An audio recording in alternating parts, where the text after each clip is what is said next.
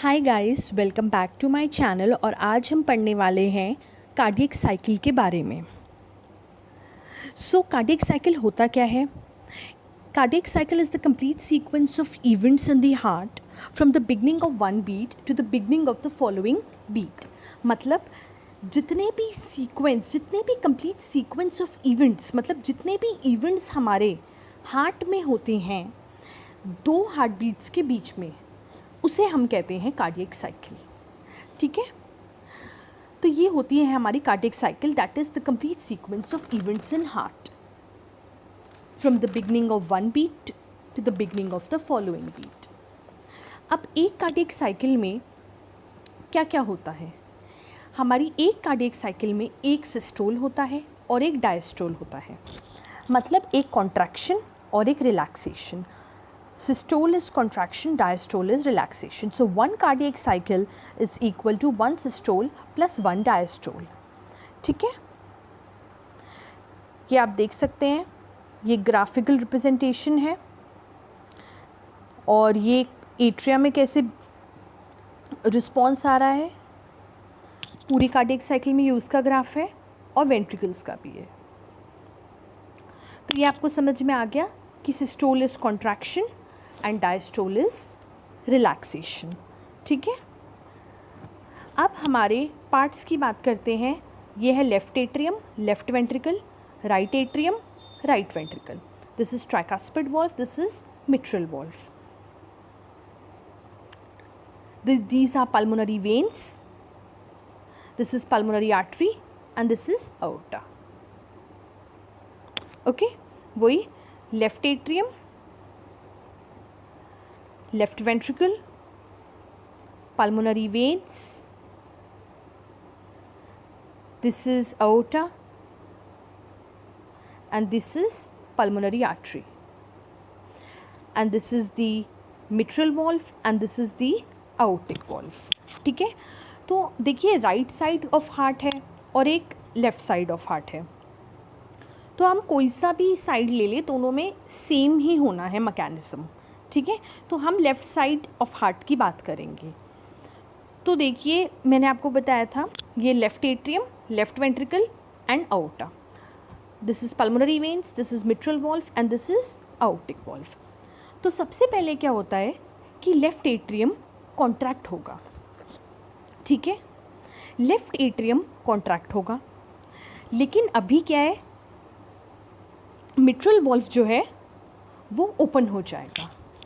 ठीक है, left atrium contract हुआ, मिट्रल वॉल्व खुला, लेकिन अभी आउटिक वॉल्व क्या होगा, बंद होगा। तो अभी केवल हमारा मिट्रल वॉल्व खुला है और आउटिक वॉल्व बंद है। मतलब वेंट्रिकल में अभी केवल इनपुट हो रहा है, वेंट्रिकल से अभी आउटपुट नहीं हो रहा है, केवल ब्लड आ रहा है, ब्लड जा नहीं सकता है जब लेफ्ट एट्रियम कॉन्ट्रैक्टेड है। ठीक है, लेफ्ट एट्रियम के कॉन्ट्रैक्ट होने से पहले ही, मतलब अभी वो कॉन्ट्रैक्ट नहीं हुआ है, उससे पहले ही वेंट्रिकल में 80% फिलिंग हो जाती है। 80% वो ऑलरेडी फिल हो जाता है बिना किसी कॉन्ट्रैक्शन के, मतलब पैसिवली। सो 80% पैसिव फिलिंग होती है हमारे वेंट्रिकल में, और बाद में एक्टिव फिलिंग होती है वेंट्रिकल की 20%। ठीक है, जब एट्रिया कॉन्ट्रैक्ट होता है। So 80% is passive filling and 20% is active filling. ठीक है, अब इस टाइम पे यहाँ पे जब हम लेफ़्ट एट्रियम कॉन्ट्रैक्ट हो रहा था तो प्रेशर क्या हो रहा था, इसमें बढ़ रहा था, क्योंकि लेफ़्ट एट्रियम क्या हो रहा है, कॉन्ट्रैक्ट हो रहा है। तो इससे जो वेव आएगी उसको हम कहते हैं ए वेव। ठीक है, अब क्या होता है, यहाँ से ब्लड मूव कर रहा था और ये जो प्रेशर था ये भी लेफ़्ट वेंट्रिकल को जा रहा था, क्योंकि अब वॉल्व्स ओपन है तो प्रेशर भी तो ट्रांसफ़र होगा ना, जैसे कि एक्शन पोटेंशियल ट्रांसफ़र हो रहा है, एक्शन पोटेंशियल भी ट्रांसफ़र हो रहा है और प्रेशर भी ट्रांसफ़र हो गया। अब जब एक्शन पोटेंशियल ट्रांसफ़र हो गया है तो अब लेफ़्ट वेंट्रिकल कॉन्ट्रैक्ट होना शुरू करेगा, और जैसे जैसे लेफ़्ट वेंट्रिकल कॉन्ट्रैक्ट होना शुरू करेगा वैसे वैसे प्रेशर बढ़ना शुरू होगा। लेकिन अभी भी ये जो आउटिक वॉल्व है वो बंद ही है। प्रेशर जैसे जैसे बढ़ेगा तो अब क्या होगा, ये जो हमारी मिट्रल वॉल्व है ये बंद हो जाएगी। क्योंकि प्रेशर इंक्रीज़ हो रहा है, और इस वॉल्व के बंद होने से एक हल्का सा बल जाएगा, हल्का सा प्रेशर इंक्रीज़ होगा लेफ्ट एट्रियम में, और उस वेव को हम कहेंगे सी वेव।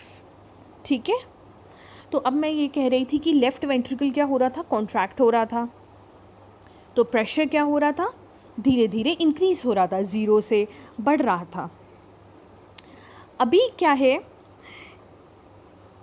कि जो अओर्टा में जो प्रेशर है वो ज़्यादा है वेंट्रिकल से।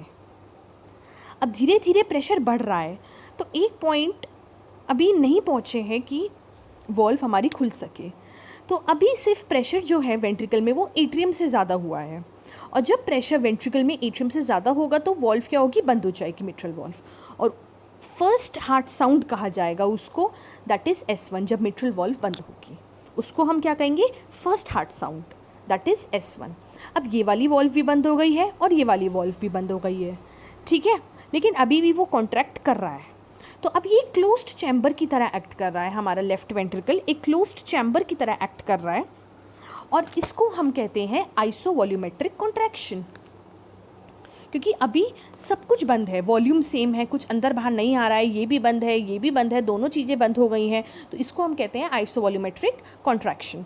अब धीरे धीरे क्या होगा, प्रेशर इंक्रीज़ हो रहा है, एक पॉइंट ऐसा आएगा जब प्रेशर क्या हो जाएगा, इतना इंक्रीज़ हो जाएगा कि अओर्टिक वॉल्व खुल जाएगी, ठीक है, और इसको हम कहेंगे रैपिड इजेक्शन। अब इसमें से रैपिड इजेक्शन स्टार्ट हो जाएगा, मतलब इजेक्शन फेज स्टार्ट हो जाएगा, और बहुत ही तेज़ी से होगा, और अओर्टा क्या होगी, अओर्टा स्ट्रेच आउट हो जाएगी, मतलब अओर्टा फूल जाएगी, एंड प्रेशर भी ट्रांसफ़र होने लग जाएगा, क्योंकि अब वॉल्व खुल गई है, रैपिड इजेक्शन फेज हो रहा है, तो अब प्रेशर भी ट्रांसफ़र होने लग जाएगा। अब हम देखते हैं इस टाइम पे ये वाली वॉल्व तो खुल गई, तो रैपिड इजेक्शन फेज हो रहा है, और यहाँ पे ये बंद है, तो अब एट्रिया में क्या हो रहा है, इस टाइम पे क्या हो रहा है, लंग्स से पल्मोनरी वेन्स के थ्रू एट्रिया में फिलिंग हो रही है ब्लड की, ठीक है, and atria is acting as a reservoir और एज अ टैंक। एट्रिया क्या काम कर रहा है, एक टैंक की तरह काम कर रहा है, बस भरता जा रहा है, भरता जा रहा है, क्यों, क्योंकि ये बंद है, ये भरता जा रहा है, और यहाँ से रैपिड इजेक्शन फेज हो रहा है, और जैसे जैसे ये भरता जा रहा है हमारा लेफ़्ट एट्रियम, तो उसमें प्रेशर भी बढ़ता जा रहा है, तो हल्का हल्का धीरे धीरे प्रेशर उसमें इंक्रीज़ होता जा रहा है, तो उस वेव को हम कहेंगे वी वेव। एक वी वेव आ जाएगी, ए वेव हो गई, सी हो गई, वी हो गई।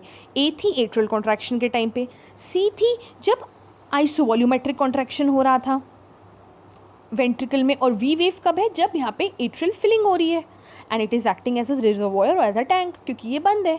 अब रैपिड इजेक्शन फेज होने के बाद अब प्रेशर धीरे धीरे कम हो रहा है, तो स्पीड भी कम हो रही है, तो स्पीड कम हो रही है, तो अब हम इसको कहेंगे कि ये हो गया स्लो इजेक्शन फेज, ठीक है, ये हो गया स्लो इजेक्शन फेज। अब यहाँ पे धीरे धीरे रिलैक्सेशन शुरू हो जाएगी, लेफ्ट वेंट्रिकल अब डायस्टली में आ जाएगा, मतलब अब वो रिलैक्स करेगा हमारा लेफ्ट वेंट्रिकल।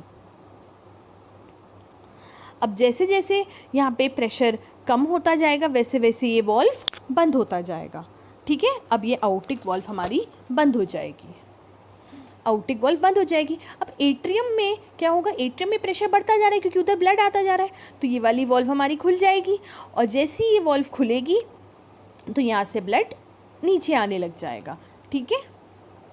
देखो यहाँ पे ऑलरेडी ही कुछ ब्लड प्रेजेंट था जिसे हम कहते हैं एंड सिस्टोलिक वॉल्यूम।